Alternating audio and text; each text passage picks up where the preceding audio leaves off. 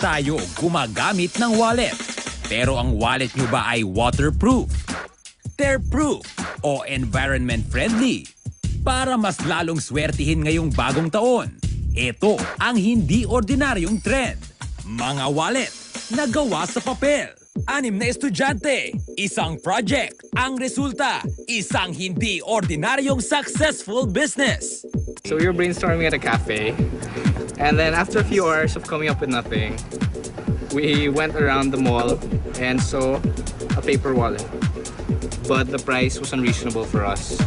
And so we thought of bringing something like that here, where the people who actually want to buy it can afford to buy it. 5 taon nang may paper wallet sa ibang bansa. Pero dito sa Pilipinas, ngayon pa lang ito nauuso at kinagigiliwan ng mga kabataan. Sa halagang 400 pesos para sa kanilang mga disenyo at 500 pesos para sa custom-designed paper wallet.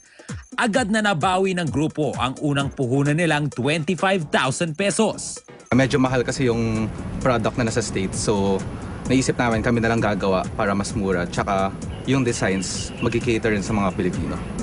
Gawa sa papel ang wallet na ito, pero hinaluan ng iba pang material para maging waterproof at tearproof.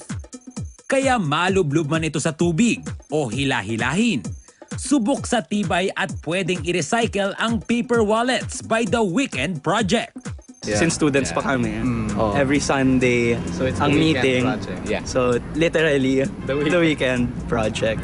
We were thinking of a name that would be interesting and new. Paper wallets. Parang kakaiba yan.